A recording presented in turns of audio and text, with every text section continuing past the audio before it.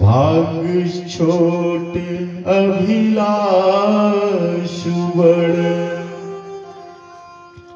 करहूं कछु बखान।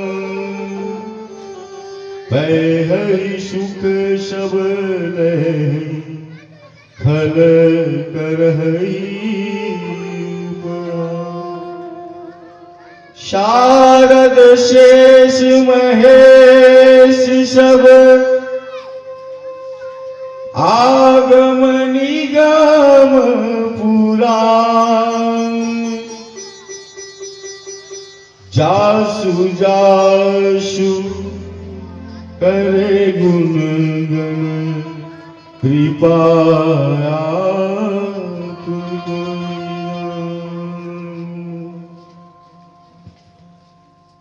बोल गौरी शंकर भगवान की जय। दुर्गा दुर्गति नाशिनी जय जय, काल विनाशिनी काली जय जय। दुर्गा दुर्गति नाशिनी जय जय, काल विनाशिनी काली जय जय। उमा रमा ब्रह्माणी जय जय, राधा सीता रुक्मणी जय जय। शाम्ब सदा शिव शाम्ब सदा शिव, शाम्ब सदा शिव जय जय। शाम्ब सदा शिव जय जय शंकर, जय जय शंकर दुख हर शंकर। अघतम शंकर हर हर शंकर, दुख हर शंकर दुख हर शंकर। हरे राम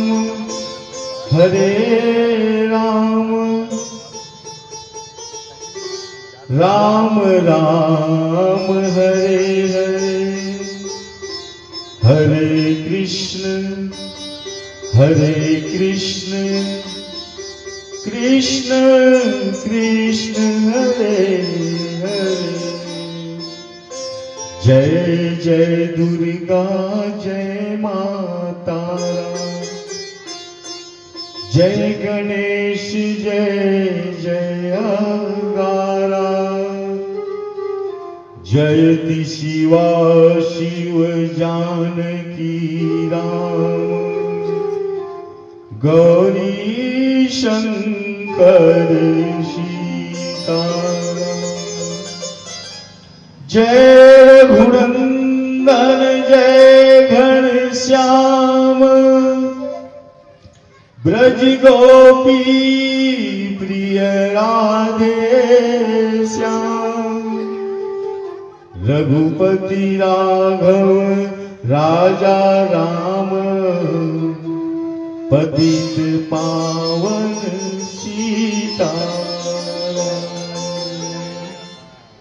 बोल प्रेम से श्री गौरी शंकर भगवान की।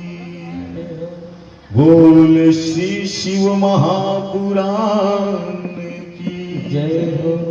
बोल श्री सीताराम भगवान की जय। बोल श्री राधा कृष्ण भगवान की जय हो। बोले अनंत बलवंत हनुमान जी महाराज की जय हो। बोले सर्वदेवमयी गौ माता की जय हो। बोलो भाई शब संतन की जय हो। शब भक्तन की जय हो। शब विप्रन की जय हो। गांव के समस्त देवी देवताओं की जय हो। बोलिए प्रेम से गंगा यमुना सरस्वती मैया की जय हो। बोल प्रेम से अपने अपने माता पिता गुरु गोविंद की जय हो। सद्गुरुदेव महाराज की जय हो। दोनों हाथ ऊपर करके बोलेंगे नमः पार्वती पते हर हर महादेव हर हर हर हर महादेव। ओम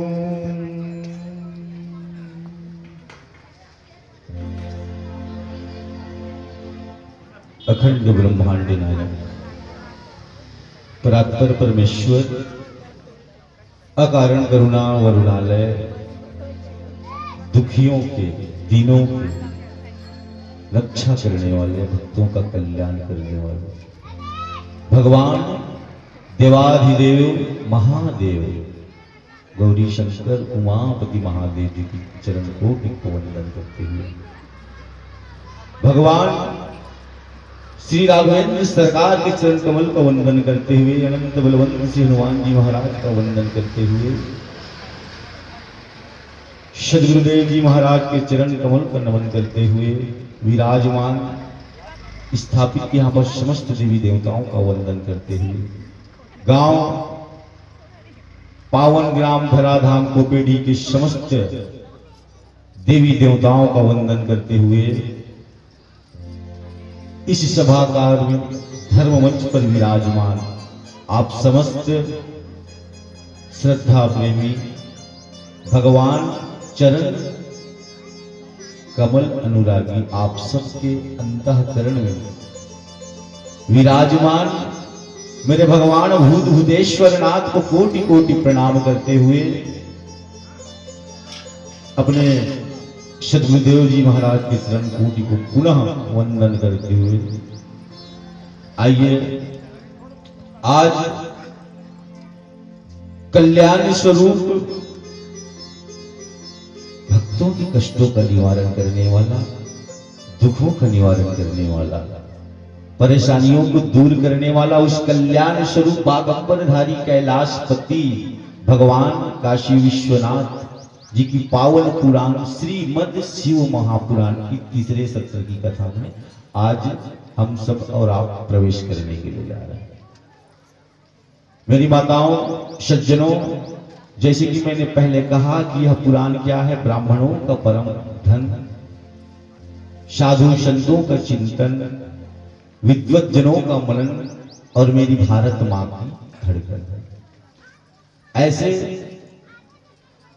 परम कल्याण करने वाला, जन जन को उनके कष्टों से मुक्त दिलाने वाला दिव्य यह शिव महापुराण की पावन कथा आपके पावन धराधाम ग्राम कोपेडीह पर प्रवाहित हो रही है। साथ में आप सबके दृढ़ इच्छा शक्ति श्रद्धा और विश्वास से श्रीमद् शिव महापुराण के साथ साथ 11 कुंडी यज्ञ का आयोजन आप समस्त भक्तजनों ने बड़े ही प्रेम पूर्वक श्रद्धा पूर्वक किया। मैं ऐसे दिव्य विचार रखने वाले, ऐसे दिव्य महोत्सव के आयोजन कराने वाले महानुभावों का इस मंच से बारंबार स्वागत, उनका अभिनंदन करता हूं।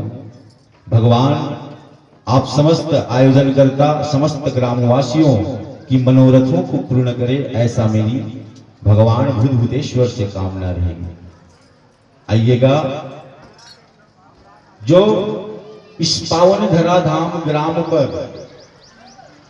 भगवान शिव जी की पावन कथा को प्रवाहित कराने का जो माध्यम बने, ग्राम प्रमुख जी, ग्राम के सरपंच जी और विद्वत जनगण, साधु सज्जन लोग, आप सबके दृढ़ इच्छा शक्ति संकल्प के कारण आज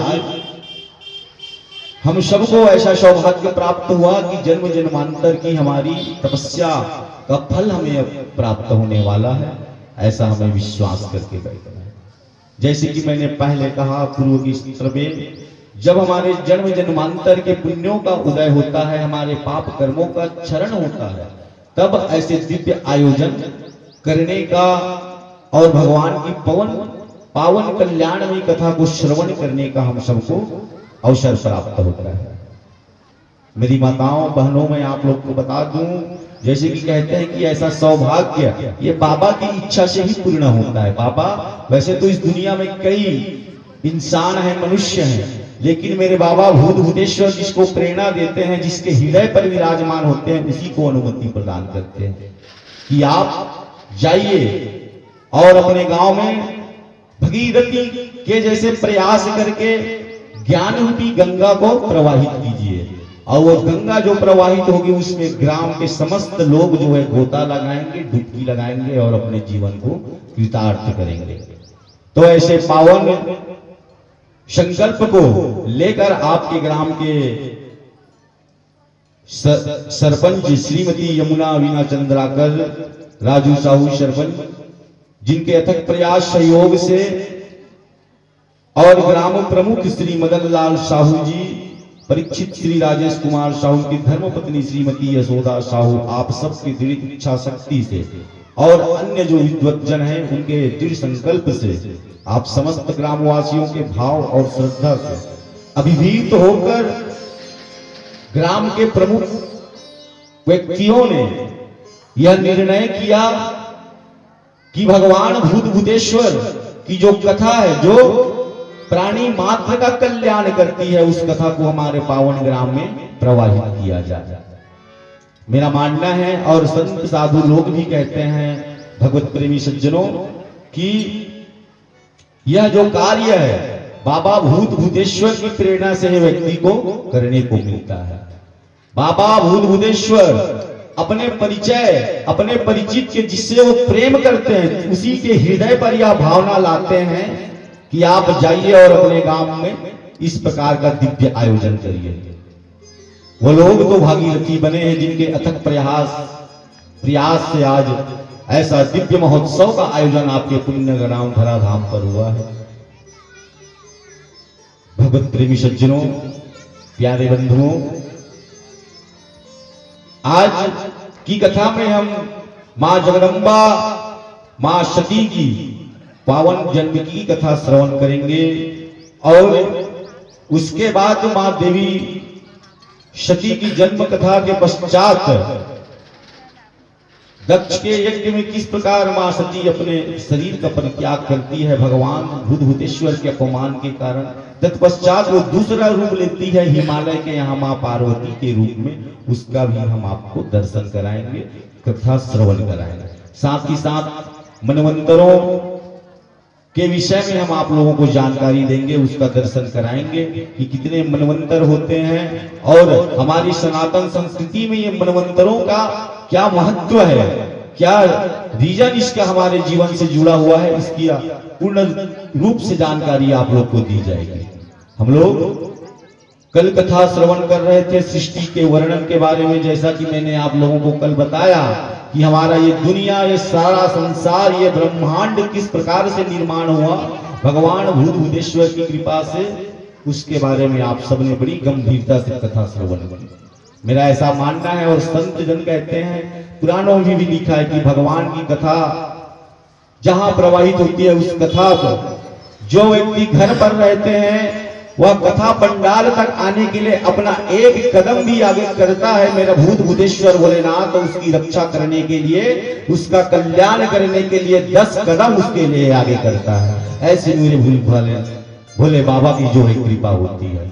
अतः मैं समस्त ग्रामवासी माताओं को, बहनों को, मेरे युवा साथियों को, बुजुर्ग मेरे दादाओं को और जो भी आगे विद्वज्जन है, सभी लोग ग्रामवासियों को पुनः धर्ममंच के माध्यम से निवेदन करना चाहूंगा, आप सब लोग भी अगर यदा कदा कहीं पर भी बैठकर विराजमान होकर भगवान की पावन कथा को सुन रहे हैं, घर पर भी रहकर अगर सुन रहे हैं, आपके पास समय है तो निश्चित रूप से पावन धर्म मंच की तरफ आप आइएगा, कदम बढ़ाइएगा। आप विश्वास करिए मां गौरी के ऊपर, भगवान भूत भावने के ऊपर, आपके ऊपर में जो भी परेशानियां हैं, वर्तमान में जो भी कष्ट आप लोग झेल रहे हैं, निश्चित रूप से मेरे बाबा उसको दूर करेंगे। क्यों दूर करेंगे?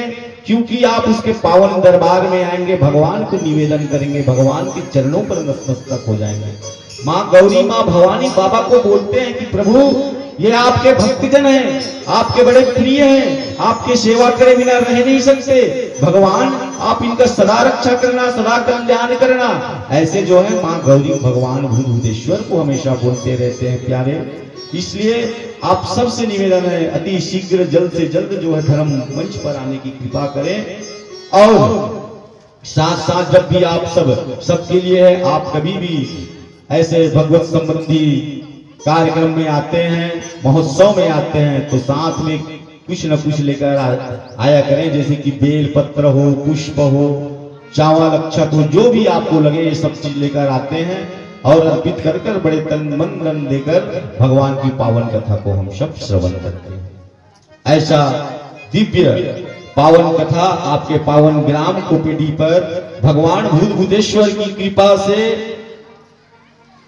दूसरी बार प्रवाहित हो रही है। और कहा जाता है कि भगवान भूतनाथ भूतेश्वर की पावन शिव महापुराण की कथा जिस गांव पर अगर 3 बार भी हो जाता है तो वह गांव जो है काशी के समान हो जाता है, ऐसे पुराणों में उसका वर्णन आता है। इसलिए आपका गांव पावन ग्राम कोपेडी अब काशी नगरी बनने के लिए भी उत्साहित हो रही है भगवत प्रेमी सज्जनों, क्योंकि काशी में जो पूर्ण लाभ, पूर्ण भगवान जो पुण्य फल का उदय करा के हमें जो फल की प्राप्ति कराते हैं, वह फल की प्राप्ति आपके इसी गांव में भी आप सबको मिल जाएगी, ऐसा हमारा पुराण कहते हैं। भगवान का ऐसा सुंदर संदेश हमारे बीच में आया है।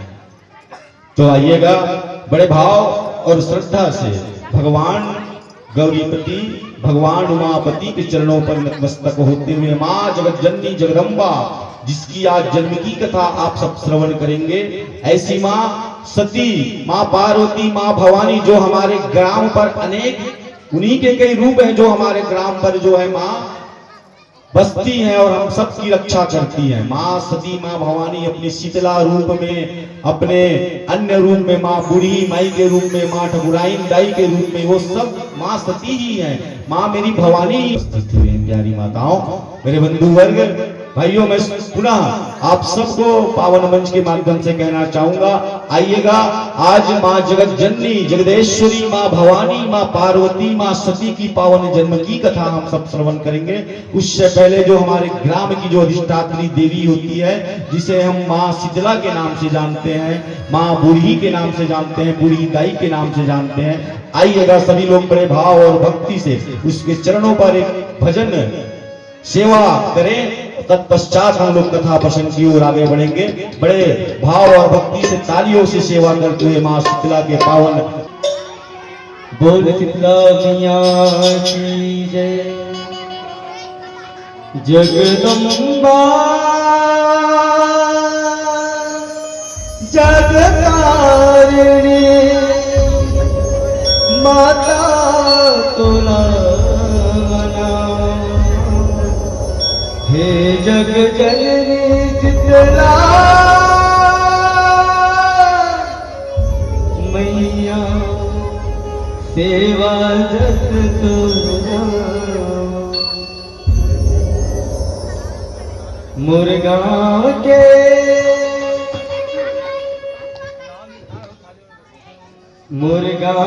शीतला दाई तोला बंदवो,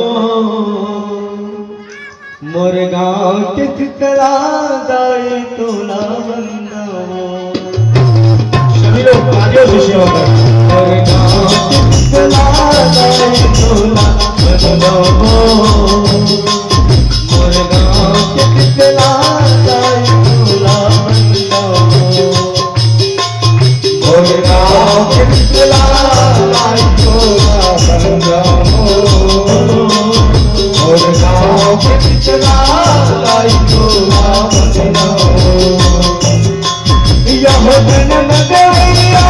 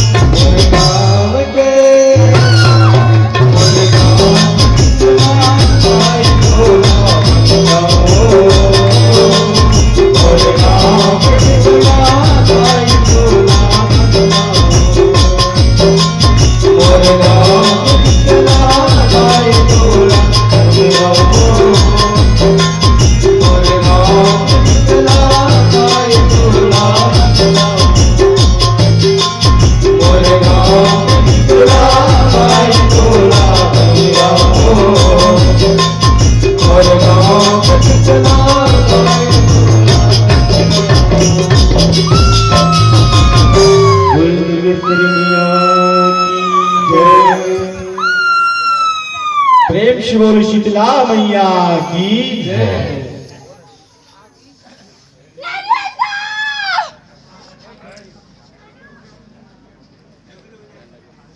बोल गौरी शंकर भगवान की मां शीतला हम सबको आशीर्वाद प्रदान करने के लिए साक्षात पावन पंडाल पर धर्ममंच पर चलकर आई। हे मां आपको कोटि कोटि प्रणाम। सदा सर्वदा के लिए समस्त ग्रामवासियों का कल्याण करना, सबकी रक्षा करना, ऐसी हम आपके चरणों पर वंदन करते हुए कहते हैं बोल शीतला मैया की जय। प्यारे संत समाज, मेरी करुणामयी माताओं, भक्तिमती माताओं, जब हम पूर्व में आप सबको भगवान शिव महापुराण की कथा सुनाने के लिए आए थे, उस वर्ष हमने पतित पावनी माँ जगदम्बिका माँ शीतला की पावन कथा आप सबको सुनाई थी कि माँ शीतला कितने बहन हैं। 7 बहनी होते ना माँ शीतला, मन जाना तो पुराना बता रहे हो, मैं कथा में जब आ रहे हो पुराना बार, तो शांत कराइए पहले माँ को। बोले शीतला मैया की जय।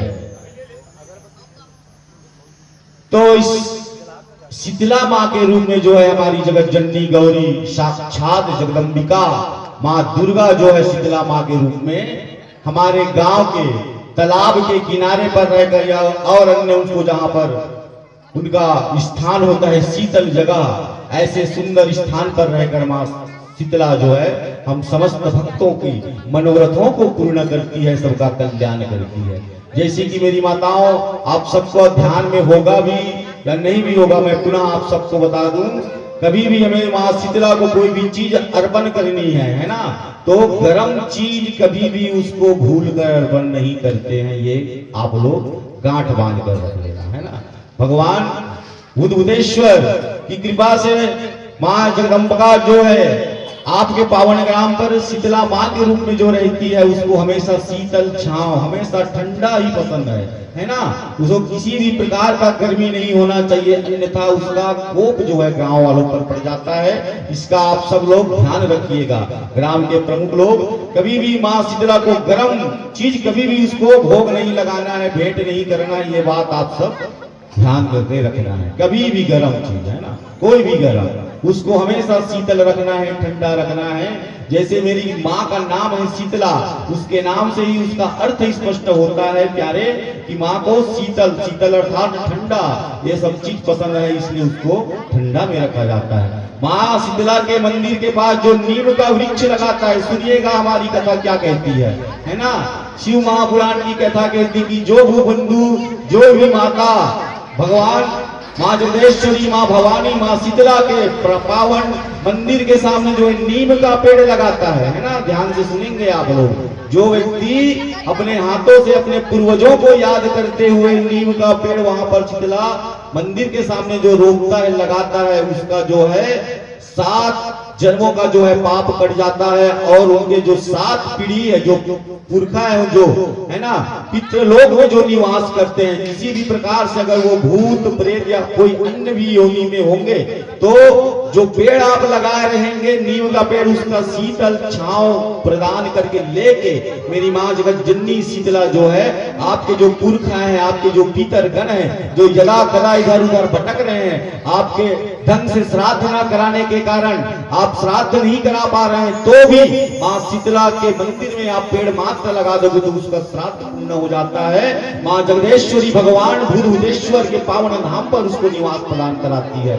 ऐसा हमारी कथा कहता है भक्त देवी सज्जन। तो इस प्रकार जो हमारी शीतला माता है, समस्त चराचर, समस्त ब्रह्मांड को एक दृष्टि से देखती, सबको, चूंकि वह माँ है इसलिए समस्त भक्तों पर, समस्त अपने पुत्रों पर समान भाव से दया करती है, कृपा करती है। ऐसा नहीं कि कोई भक्त उसको सोने का छत्र भेंट कर दे और कोई भक्त उसको मात्र सफेद फूल वस्त्र भेंट कर दे तो सोने के छत्र वालों को के ऊपर माँ ज्यादा प्रसन्न होगी, ऐसी कोई बात नहीं है बंधुओं।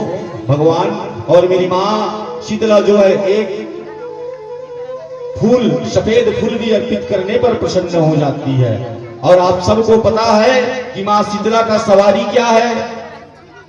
कौन कौन लोग जानते हैं बताओ, हाथ उठाओ। प्राय प्राय बहुत जने जानते हैं यहाँ पर, है ना।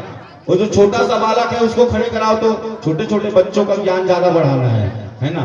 हाँ, नीला शर्ट, खड़े हो। शीतला माँ तक सवारी बनोगे इसका? हाँ बता, जोरदार ताली बजाएंगे आप, बहुत सही बताए है ना। गधा है ना, गधा देखे हो नहीं? हाँ, वही माँ शीतला के जो है वाहन है। जिसे गणेश भगवान के वाहन का, अरे लड़का माला पूछन से रुक जा, गणेश भगवान के वाहन का अरे जी खड़े हो बताना है ना, तब ताली बजते, इसलिए नहीं बजे। और दूसरा मन नहीं बताना है, जेला पूछू तेला बताना है। लड़का मन ध्यान दो, कथा माय करो, तुम्हें मन, तुम्हारे मन के ज्यादा जरूरत है। बाबा मन तो हमार मैया मन तो कई कथा सुने, अभी आज की पीढ़ी मन ला सुनाना जरूरी है ना भाई। तो बताओ, चलो एक एक करके फिर कथा प्रारंभ करता है। दुर्गा माँ तक सवारी का, अरे भाई जेला पूछू तो बताऊ ना, सब रखे रहा है ना। इनाम का लोग बाढ़ बोलता है जो सही बताई दिला, चिंता मत करो, तुम्हारा सब इनाम मिली, चॉकलेट मिली, अच्छा अच्छा खजानी मिली, है ना भाई। बोले गौरी शंकर भगवान की। 5 प्रश्न पूछूं 5 जन लड़कल में, ठीक है, एकदम आसान आसान सरल सरल और बताना है भाई। हाँ चलो भाई, कद्दी के मतलब पहले पूछो, तरफ के लाते तरफ के ला तू अल्लाह। हाँ एक जन खड़े हो चलो कोई भी, और दूसरा नहीं बोलना है ना। दुर्गा माता की सवारी कहा रे जी, हाँ ताली बजाओ भैया। ऐसे बहुत अच्छा संस्कार दे तुम अपन लड़का मल्ला है ना, गांव माता मना ऐसे संस्कार दे करो भाई, बताए करो, यदि कहोगे बढ़िया जोरदार जवाब दी से, है ना। अब इधर से बताएंगे, खड़े हो जाओ कोई भी एक जन, खड़े हो जाओ। होती वंडर रात ले हिलान के वन खड़े हो जाओ जी, वो एक जन इसी वंडर को गुना हम कहा है ना। शंकर भगवान के सवारी कहा रे जी, हाँ नंदी। दूसरा मंगा नहीं बताना है ना। नंदी का कथक जी, हाँ छत्तीसगढ़ी में हमारे भाषा का बने का हाथ बिचारा है नहीं भाई, बैलता है नंदी है ना।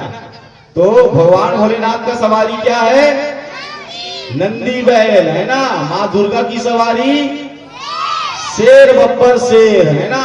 उसी प्रकार माँ शीतला की सवारी गधा, हाँ। और भगवान नारायण की सवारी क्या है बताइए, चलो विष्णु भगवान की सवारी।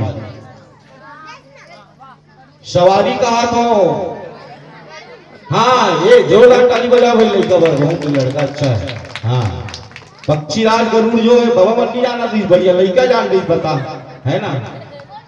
कैसे नारायण भगवान विष्णु के सवारी कहा रे गरुड़, है ना भाई, पक्षीराज गरुड़।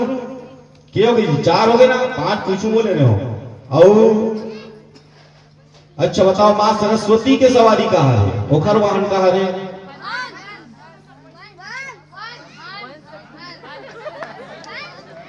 ले निर्णय कर लो, हम बताओ पक्का, कोई शक तो नहीं है, लाख कर दो, हैं कहा रे, हैं ईरान बदक कहा थे, ईरान हंस कहा थे, कहा रे बताओ, दोनों अंतर है ना, कहा रे। तो सही उत्तर है हंस, है ना। जोरदार ताली आप सब बजाएंगे, हंस है बेटा, बदक हनोर है ना। बोल सरस्वती मैया की। आइएगा प्यारी मेरी माताओं बहनों, आइए कथा प्रसंग की ओर आगे बढ़ते हैं। तो जैसे कल हम लोग चर्चा कर रहे थे, है ना, सृष्टि का कैसे निर्माण हुआ, के तत्व से मिलकर बने हैं सृष्टि, पूरा ब्रह्मांड है जी 24 तत्व से मिलकर बने, है ना। वो 24 तत्व में इंसान मन के अंदर के तत्व थे, 11 तत्व रखे। देख ऐसे बढ़िया अच्छा ज्ञान भरे सब कथा मतलब सब सुने, सब हमारे बहनी बढ़िया ध्यान लगा के एक एक बार में बता। तो 11 तत्व से मिलकर हमारे मन के निर्माण हुए भैया। हमारे मन के निर्माण इंसान मन के मतलब मनुष्य के, पूरा जीव जंतु के नहीं, खाली मनुष्य के में 11 तत्व लगे हैं 24 तत्व में, जिसमें 10 कर्म इंद्रिया 10 ज्ञान इंद्रिया हुए, बुद्धि मन चित्त, टोटल हो गए 11 तत्व। जब भगवान हमारे मन के अंदर डाले हैं ना, तब हमारे मनुष्य के निर्माण। ऐसे सुंदर सृष्टि के निर्माण करी भगवान बुध बुधेश्वर ब्रह्मा जी का आदेश प्रदान करिस कि ब्रह्मा जी अब जाओ तुम सृष्टि की रचना करो। सृष्टि को तो मैंने बना दिया है ना, अब उसकी रचना किनको करनी है, ब्रह्मदेव को करनी है। तो ब्रह्मदेव ने क्या किया, 3 भागों में जो है इस सृष्टि का बंटवारा किया। 3 भागों में कैसे, आकाश और पृथ्वी और पाताल, और ये 3 भागों को जो है और 7 भागों में विभक्त किया। जैसे नीचे में हम समझते हैं एक पाताल है, ऐसे करके आप लोग समझते हैं, है ना। पाताल लोक होगा, पृथ्वी के नीचे क्या होगा करके सोचते हैं, एक पाताल लोक होगा करके, लेकिन पृथ्वी के नीचे 7 लोक है ना।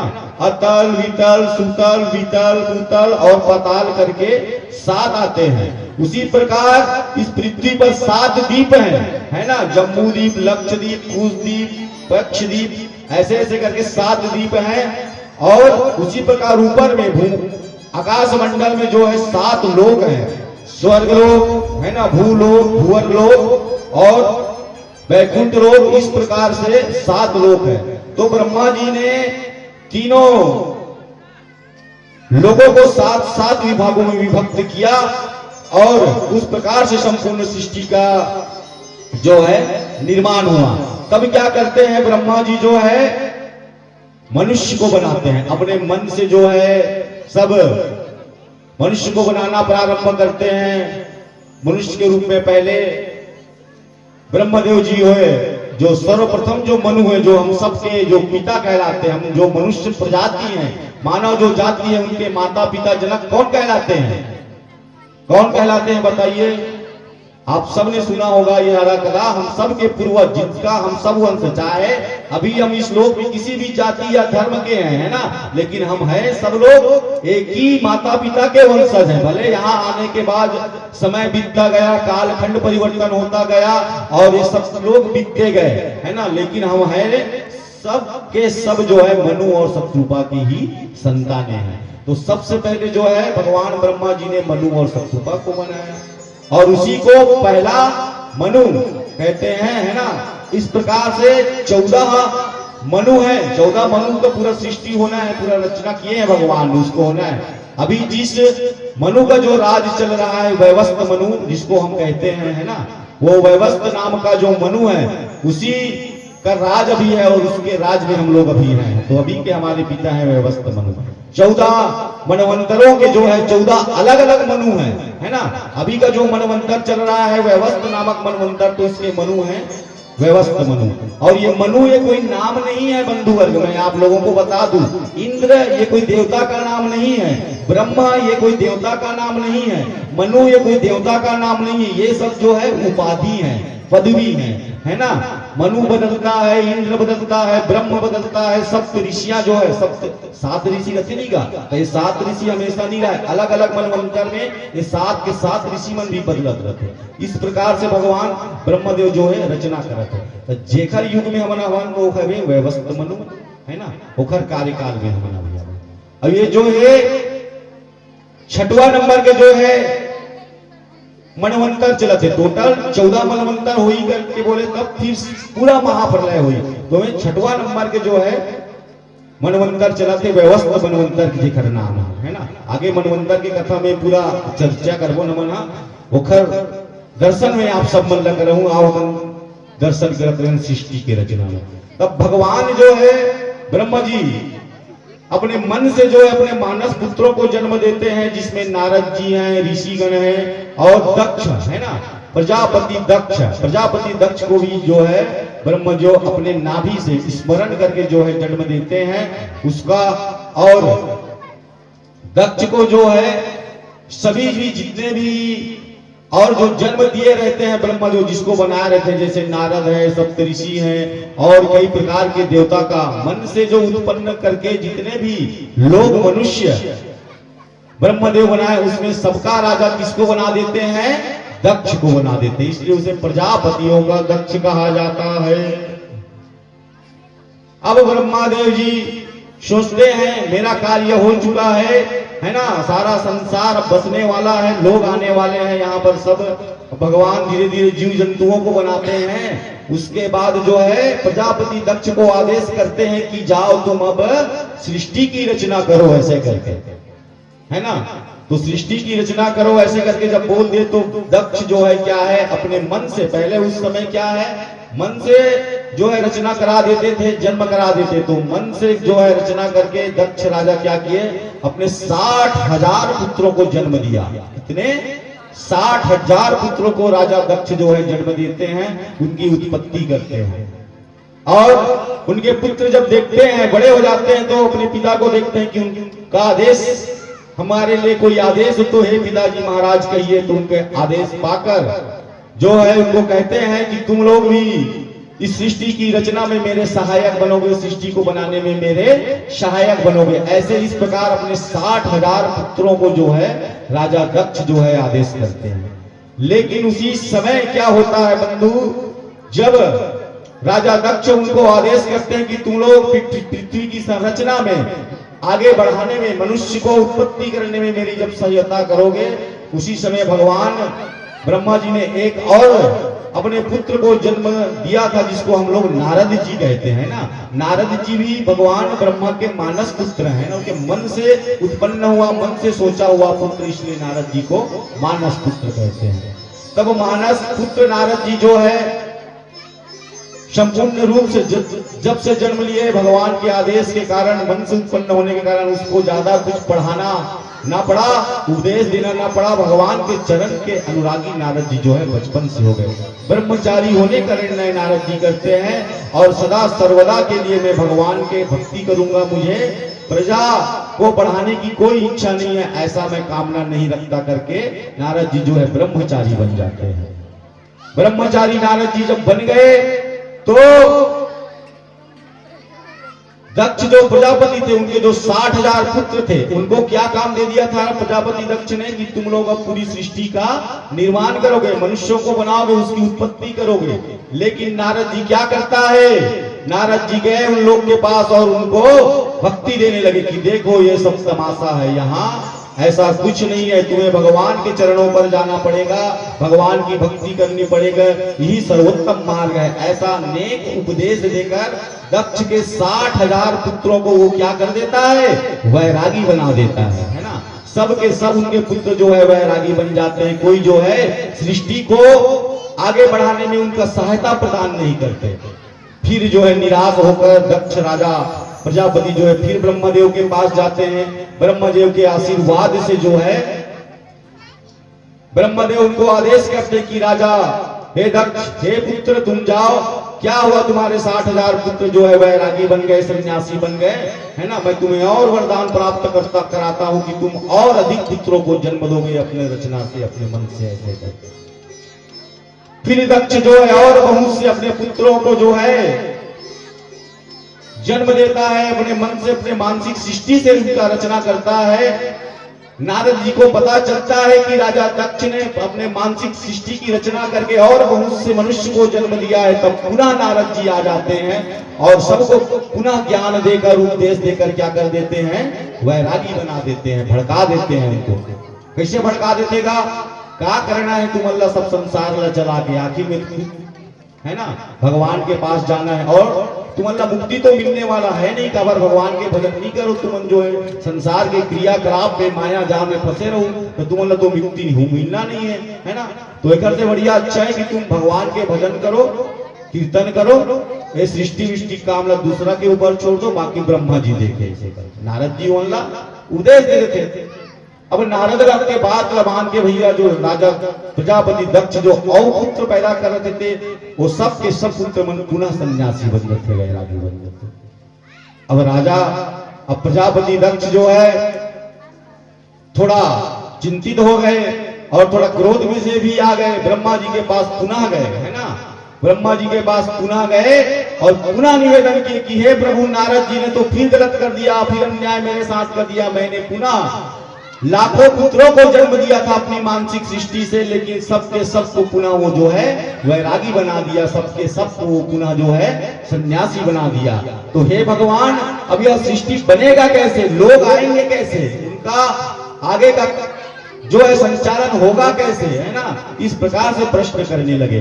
तो यहाँ पर ब्रह्मा जी जो है चिंतन करते हुए कहने लगे कि देखो, ऐसा जो है काम बनने वाला नहीं है। तुम जो जाओ पहले नारद जी के पास जाओ और उनको थोड़ा उपदेश, उनको कुछ बोल कर आओ, तब मैं तुम्हें कुछ दूसरा उपाय बताऊंगा। ऐसे करके दक्ष को जो है नारद के पास भेजते थे।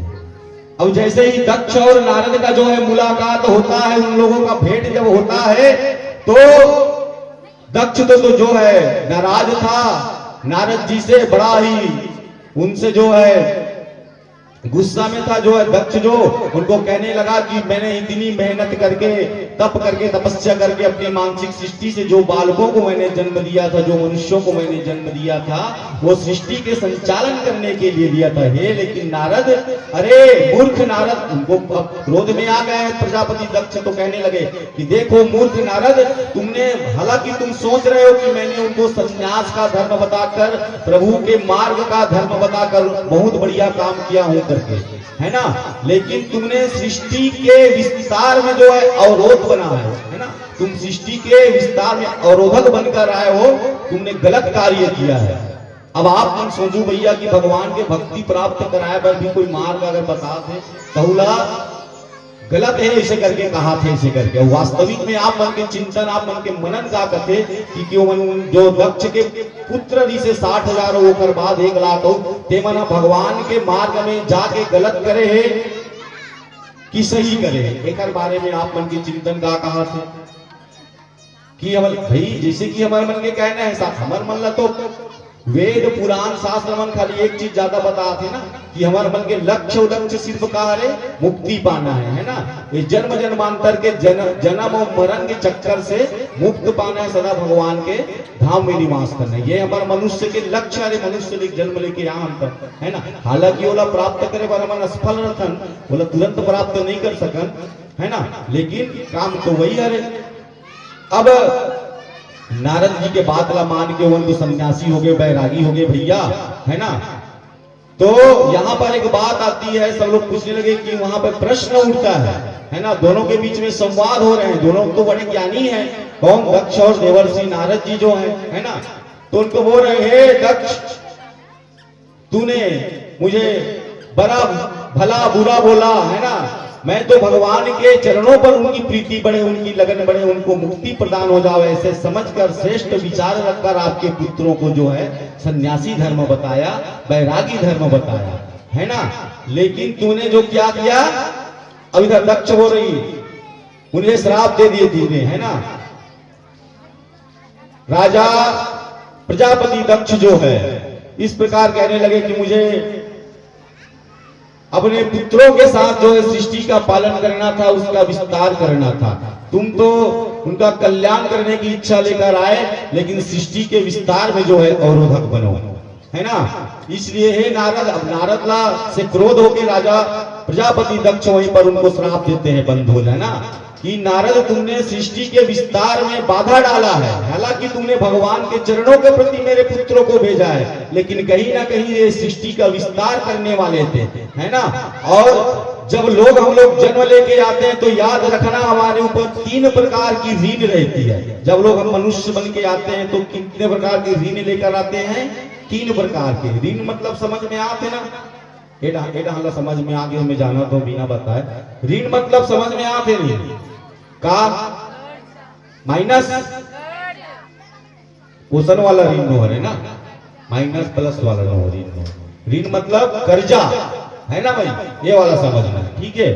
तो जब मन जन्म लेके आकर ना चाहे मनुष्य डाहन हाथ देख बोला तो खाली लड़का माला नहीं समझना है भाई, तुमरो मन पर इस प्रकार से बोलते। मतलब कहने का तात्पर्य ये है, शिव पुराण की कथा कहती है भगवत प्रेमी सज्जनों, जब तक हम 3 ऋण से मुक्त नहीं हो जाते तब तक हम जो है सन्यासी भी नहीं बन सकते है ना। अगर हम पूर्ण रूप से उनसे मुक्त हो जाएंगे तभी सन्यासी, जैसे कि कोई अपने घर से निकल जाते हैं ना, मैं बाबा बन जाऊंगा, बाहर जाकर साधु संत बन जाऊंगा, और बनकर भी आ जाते हैं है ना, तपस्या के हैं लोग के, और लेकिन वो करे क्या है, बचपन से जैसे कि वह व्यक्ति निकला है, 8-10 साल की उम्र में वह व्यक्ति निकला है अपने घर से है ना, मैं सन्यासी बनकर आऊंगा करके, और भगवत कृपा से वो वहां जाकर बाहर जाकर किसी सिद्ध आश्रम में पहुंचकर बहुत बड़ा जो है तपस्वी सिद्ध महापुरुष बन भी जाता है ना। फिर भी उनके अंदर जो है ये 3 ऋण, ये पितृ ऋण तो कम से कम रहता है, ऋषि ऋण को तो वो छूट लेता है साधु बनकर है ना, देव ऋण को भी छूट लेता है भगवान का पूजन पाठ करके, लेकिन ये पितृ ऋण को वो छूटे बिना जो है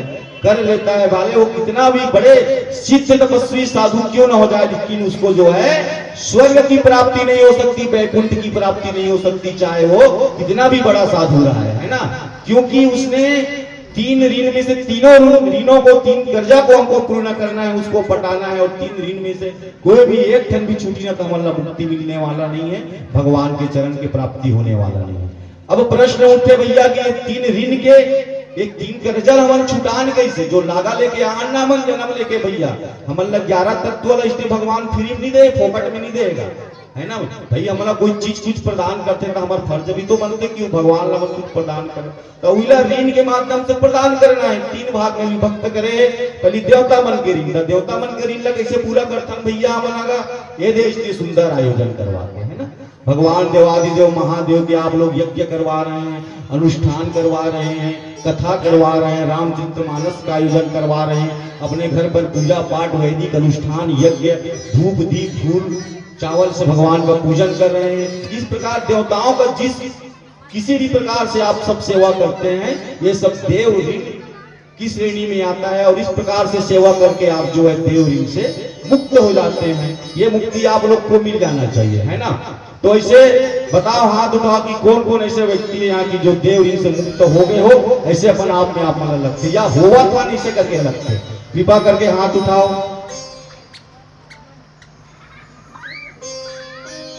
कोई नहीं हो देव ऋण से मुक्ति समझ में नहीं आते, कथा मतलब तू बन रहा है ना।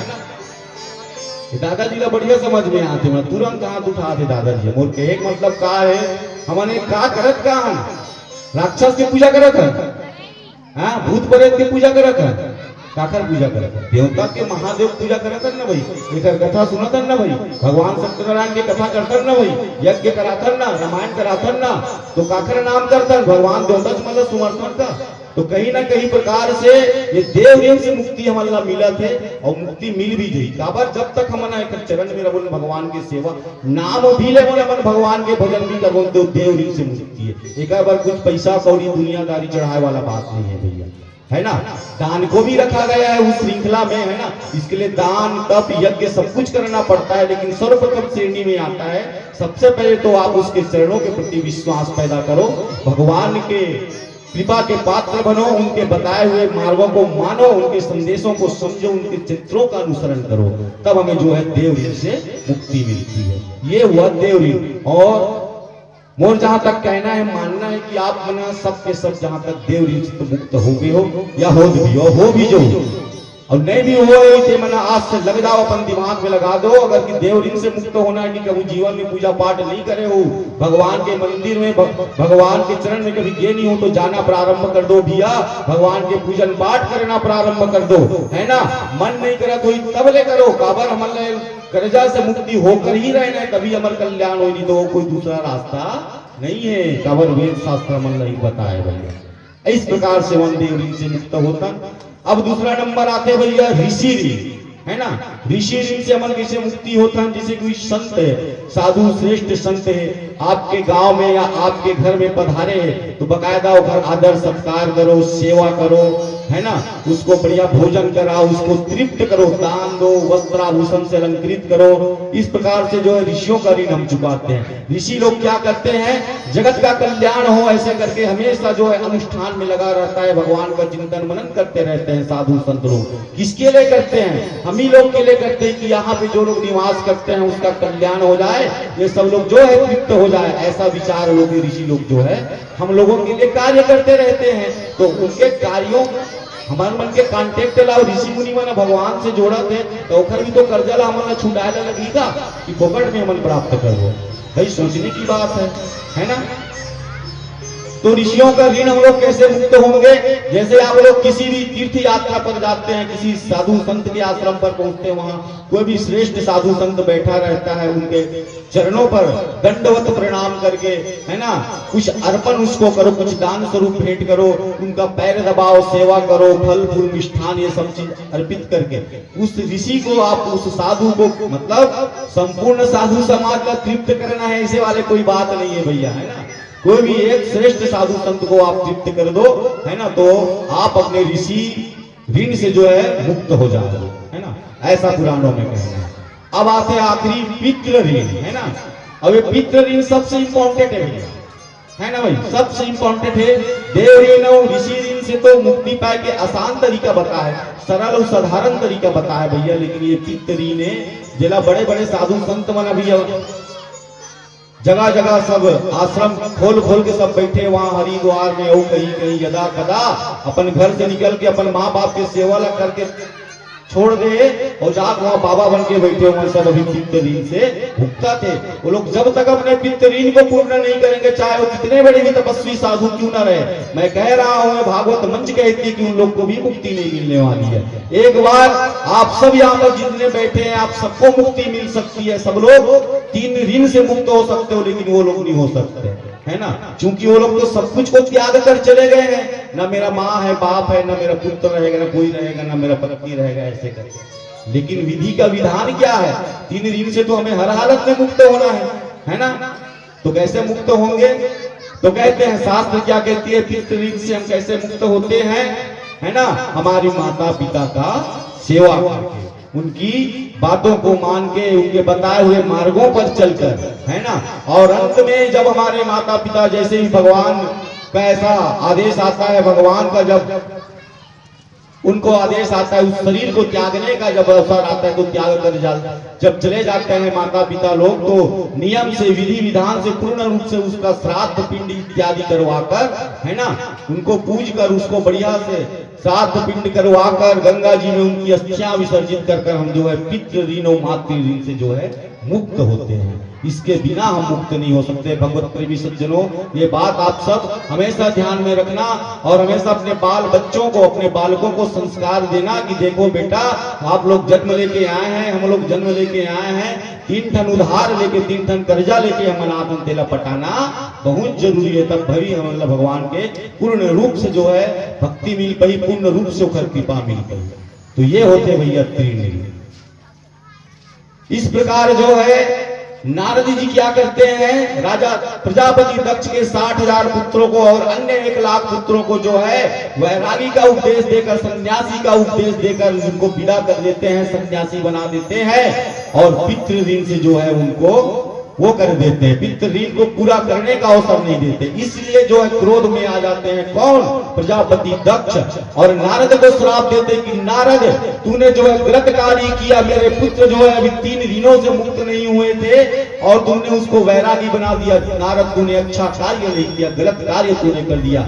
जा नारद, मैं तुम्हें श्राप देता हूं, तुम जो है कभी भी एक स्थान पर टिक कर नहीं रहोगे, ऐसे करके प्रजापति दक्ष ने उसको श्राप दिया है मेरी माताओं। इसलिए आप लोग सब जानते हैं कि नारद मुनि कभी भी 5 से 10 मिनट से अधिक एक स्थान पर टिक कर नहीं रह सकता।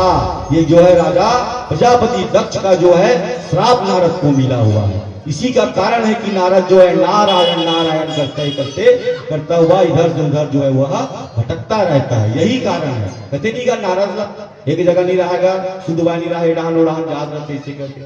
तो यही इसी जगह की घटना है। उसको पितृ ऋण को पूर्ण नहीं करने देने के कारण जो है दक्ष ने उसको श्राप दिया था और वह जो नारद जो है भटकता रहता है। हालांकि नारद सभी साधु पुरुष, सभी संत लोग जो है आपको सत्कार करेंगे, आपका सम्मान करेंगे, लेकिन फिर भी मैं आपको श्राप देता हूं कि तूने गलत कार्य किया है, मेरे ऋण मुक्त हुए पुत्रों को तूने सन्यासी बना दिया है, इसका परिणाम तुम्हें भोगना पड़ेगा। नारद ऐसे करके उसने श्राप दिया और उसी श्राप को नारद जो है आज तक जो है भोगता चला आ रहा है। तो इस प्रकार जो है सृष्टि की रचना प्रजापति दक्ष जो है करते हैं। फिर जो है नारद को श्राप देकर प्रजापति दक्ष जो है पुनः अपने पिताजी महाराज ब्रह्मा जी के पास आते हैं और पुनः उनसे वरदान की कामना करते हैं।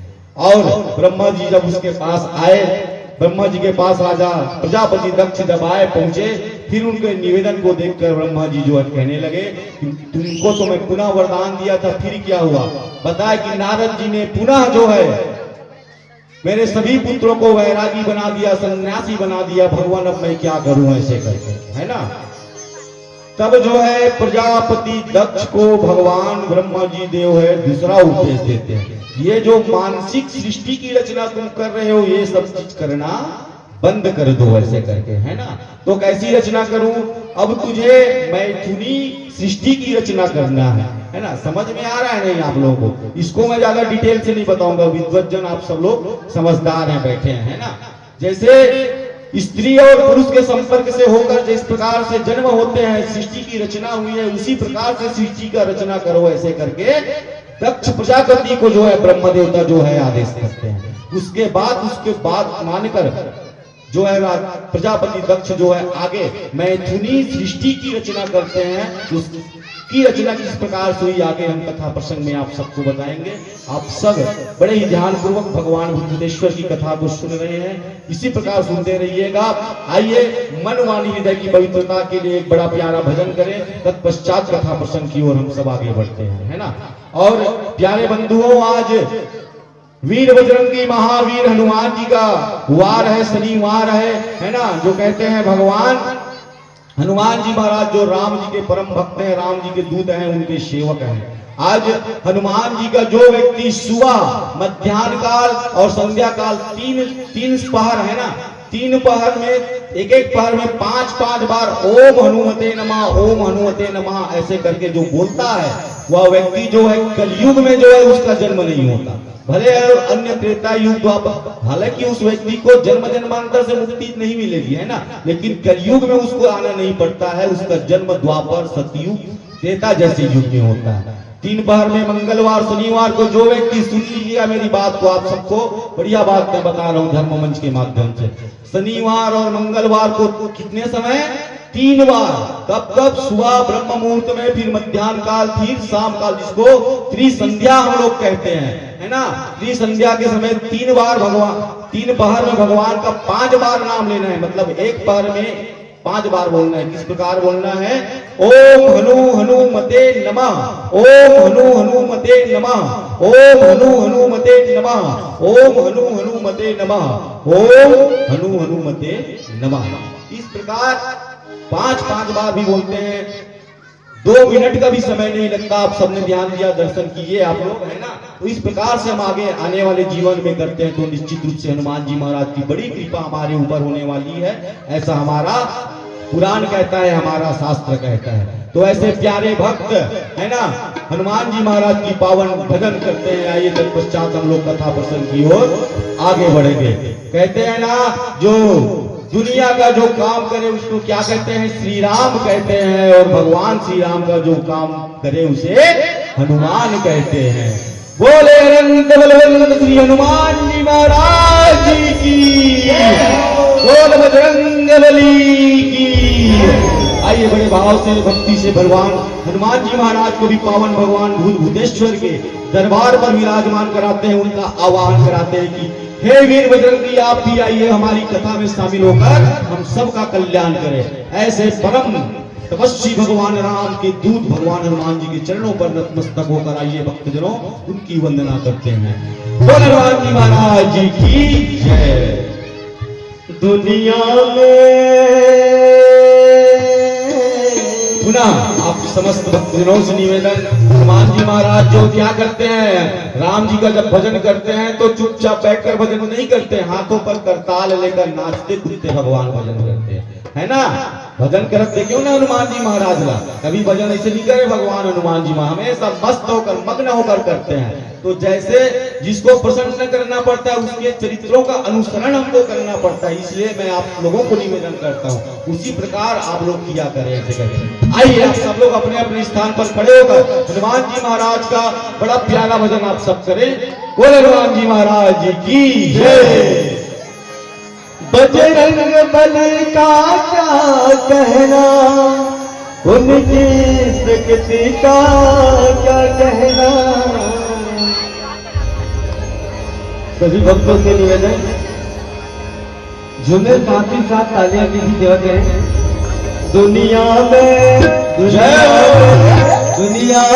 देव हजारों है, बजरंग बली का दुनिया में देव हजारों है, बजरंग बली का क्या कहना। दुनिया में तो देव हजारों है, बजरंग बली का क्या कहना। दुनिया में तो देव हजारों है, बजरंग बली का क्या कहना। बजरंग बली का क्या कहना, उनकी शक्ति का क्या कहना। बजरंग बली का क्या कहना, उनकी शक्ति का क्या कहना। बजरंग बली का क्या कहना, उनकी शक्ति का क्या कहना।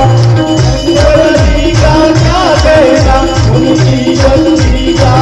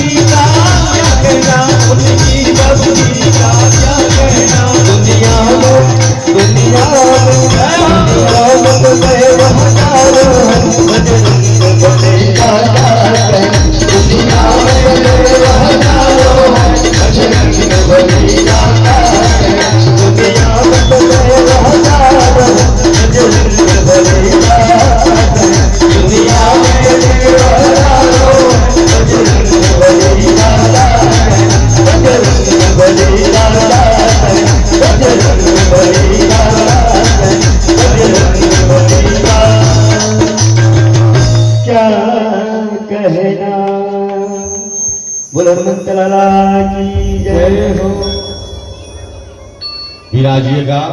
आप सभी लोग पुनः अपने अपने स्थानों पर प्रेम से बोले गौरी शंकर भगवान की, बोल हनुमान जी महाराज जी की। दुनिया में देव हजारों हैं, बजरंगबली का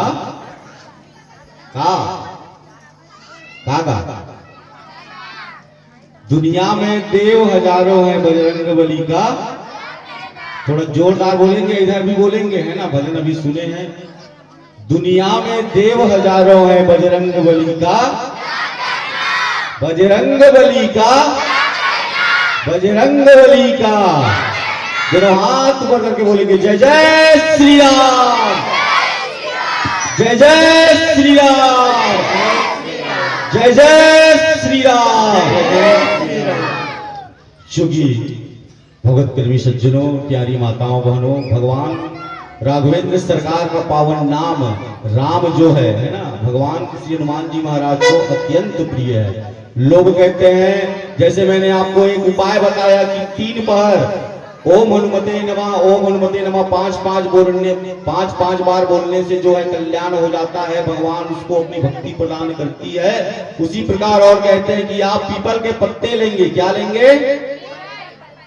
पीपल के पत्ते, है ना, पीपल के पत्ते में जो है भगवान को हम जो चोला चढ़ाते हैं, जो सिंदूर का उपयोग करते हैं, उस पीपल के पत्ते को कितने नग लेंगे? 11 नग लेंगे, है ना। चूंकि भगवान 11वां रुद्र के रूप में अवतार होकर आए हैं श्री हनुमान जी, भगवान मेरे भोलेनाथ का 11वें रुद्र हैं, इसलिए 11 पत्ता हम लोग क्या लेते हैं? पीपल का पत्ता लेते हैं। उसमें क्या लिखेंगे? राम राम करके लिखेंगे, चोला से जी, है ना। बंधन जो चढ़ाते हैं हनुमान जी महाराज में, उसमें राम राम करके मौली धागा में उसका एक हार बनाकर भगवान के चरणों पर अर्पित करते हैं। भगवान का जो भगवान को में हार पहनाते, चरण में अर्पित नहीं करना है। राम राम जो लिखे हैं ना, उसको हनुमान जी के महाराज के चरण पर अर्पित नहीं करना है, उसको पहना देना या उसके हृदय पर धारण करवा देना है। भगवान उससे बढ़कर जो है अपना ये उपहार कोई नहीं समझता। जिस प्रकार के 11 पत्तों के द्वारा आपने राम नाम लिखकर हनुमान जी के हृदय पर उसको धारण कराया, उसी प्रकार 11 प्रकार के पापों से हनुमान जी महाराज आपको मुक्ति प्रदान करता है। इसलिए 11 प्रकार के पत्तों से राम राम लिखकर हनुमान जी महाराज को भेंट किया जाता है, उसके हृदय पर धारण किया जाता है। हनुमान जी को क्या सबसे ज्यादा प्रिय है? श्री राम जी का नाम अधिक प्रिय है, इसलिए उनको प्रसन्न करना है तो जय हनुमान जी ना बोलकर जय सिया राम जी उसके सामने हम लोग बोलेंगे तो ज्यादा प्रसन्न होते हैं। एक चीज मैं आप सबको बता दूं, आप लोग हनुमान चालीसा का पाठ करते हैं, है ना। हनुमान चालीसा के पाठ में क्या है, क्या लिखा है, मूल तत्व को आप समझेंगे, क्या चीज लिखा है उसके भाव को आप समझेंगे, है ना। तो हनुमान चालीसा में प्रत्येक पंक्ति को आप पढ़ेंगे, एक पंक्ति में ऐसा लगेगा, उसका अनुवाद आप करके देखेंगे तो उसमें हनुमान जी की महिमा गाई हुई है ना, हनुमान जी की बड़ाई गाई हुई है। तो आप लोग चिंतन करके देखिएगा, मनन करके देखिएगा कि हनुमान जी को अपनी बड़ाई ज्यादा पसंद है कि राम जी की बड़ाई ज्यादा पसंद है? बोलिए, है ना। तो हनुमान जी के पास जाकर आप हनुमान चालीसा का पाठ करोगे तो ज्यादा आपको फल मिलेगा कि राम का भजन करोगे तो ज्यादा फल मिलने वाला है? बोलिए, सोचने की बात है। नहीं, लोग क्या करते हैं, हनुमान जी को प्रसन्न करने के लिए हनुमान चालीसा का पाठ करते हैं, बजरंग बाण का पाठ करते हैं दोस्तों, है ना, प्यारे भगवत प्रेमी सज्जनों। लेकिन हनुमान जी उससे अधिक प्रसन्न नहीं होते हैं, है ना। खुद की बड़ाई सुनना पसंद नहीं करते मेरे प्यारे हनुमान जी, भगवान श्री राम जी की ही बड़ाई सुनना पसंद करते हैं, उनका नाम लेना पसंद करते हैं। हनुमान चालीसा आप ना पढ़कर 2 मिनट श्री राम का भजन करेंगे, हरे राम राम राम हरे हरे, कृष्ण कृष्ण कृष्ण हरे हरे, सीता राम करते हुए आप भजन करेंगे 2 मिनट, उसमें ज्यादा प्रसन्न होगा। मेरे कहने का मतलब आप अर्थ ये मत लगा लेना कि आज से हनुमान चालीसा पढ़ना बंद कर दे, ऐसा कभी मत करना, है ना। उसको पढ़ना, लेकिन किस स्थान पर पढ़ना, कभी भी पढ़ सकते हो, कोई दिक्कत नहीं है। लेकिन हनुमान जी को प्रसन्न करने के लिए राम जी का नाम लेना पड़ता है, उसका गुणगान करना पड़ता है, तब मेरे प्रभु की कृपा होती है। ऐसे छोटे छोटे चीजों से जो है हम लोग दिमाग नहीं लगा पाते, चिंतन नहीं कर पाते, इसलिए हमारा पूजा पाठ जो है स्वीकार नहीं होता। आप लोग अब याद रखिएगा, कभी भी भगवान से हनुमान जी के मंदिर पर जाओगे, कभी भी, है ना, तो एक चीज और याद रखना, जैसे कि इसमें हम लोग चोला चढ़ाते हैं ना, चोला चढ़ाए वाला जो हनुमान जी का रहता है, कहीं हनुमान जी का ऐसी मूर्ति रहता है मंदिरों पर, कहीं चोला चढ़ाए वाला मंदिर रहता है ना।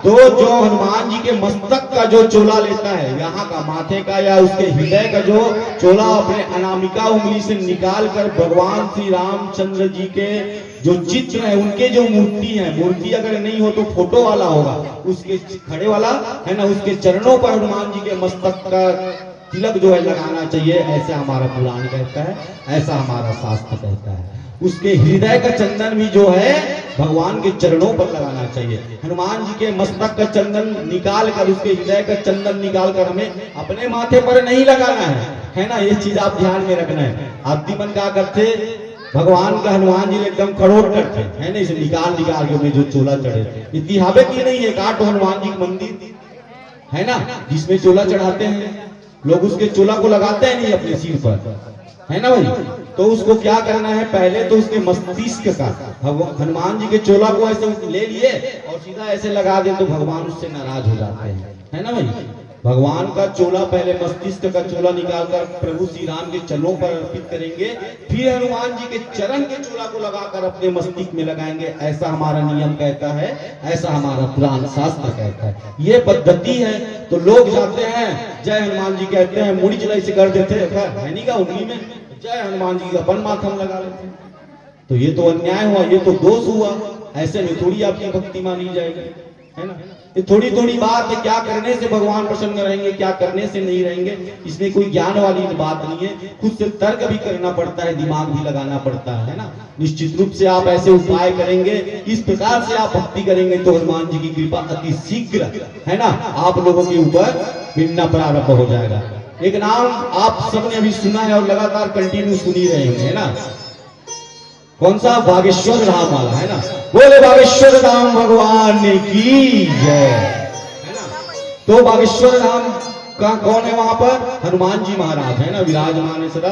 तो जो उनके उपासक हैं, अभी जो बहुत उनका नाम चल रहा है, हमारे आचार्य परम श्रद्धेय धीरेन्द्र शास्त्री जी महाराज, है ना, जो सनातन संस्कृति के बारे में, अपने हिंदू धर्म के बारे में एकदम हर मंच पर एकदम उद्गार के साथ गौरवपूर्ण बात करता है, गर्व के साथ कहता है, ऐसे हमारे धीरेन्द्र शास्त्री जी महाराज जो बागेश्वर धाम के पीठाधीश्वर है ना। वो आज के डेट में वर्तमान में सनातन संस्कृति की ध्वजा को लेकर खड़े होकर प्रथम अग्र पंक्ति पर खड़ा हुआ नौजवान युवक है मेरे भाइयों। हमेशा आप सब उसका समर्थन करना, उसका आलोचना भी बहुत लोग कर रहे हैं, लेकिन मैं धर्ममंच के माध्यम से दोनों हाथ जोड़कर निवेदन करना चाहता हूं कि वह श्री धीरेन्द्र शास्त्री महाराज जी जो है हमारे सनातन संस्कृति को आगे बढ़ाने में, हमारे सनातन संस्कृति की रक्षा करने में, हमारे हिंदू धर्म की बेटियों का, उनकी बेटियों को, बहनों को शिक्षित करने में, उनको ज्ञान प्राप्त कराने में और अन्य धर्मों में वो ना जाए, इसलिए जगह जगह जा जाकर वह धीरेन्द्र शास्त्री महाराज जो जी है बोल रहे हैं, सबको समझा रहे हैं। तो वो किसके भक्त हैं, हनुमान जी के भक्त हैं, बागेश्वर धाम के भक्त हैं। उन्हीं का मैं एक वक्तव्य सुना था, जो उसने जो सिद्धि प्राप्त की है, जानते हो ना क्या करते हैं वो, है ना। आप कोई भी इतने भीड़ से में आएंगे उससे मिलने के लिए, उसके आने से पहले उसका क्या क्या वो पूछने वाला है, क्या क्या उसके मन में प्रश्न है, सब चीज लिखकर तैयार कर लेते हैं। किसकी कला से, वो कुछ सीख कर तो नहीं आए हैं बाहर से, है ना। वो सब चीज इसको क्यों मिला, सिर्फ हनुमान जी की सेवा करके मिला, प्रभु श्री रामचंद्र जी की सेवा करके मिला। तो उन्हीं का वक्तव्य मैंने सुना था, सोचा आप लोग को भी मैं बता दूं।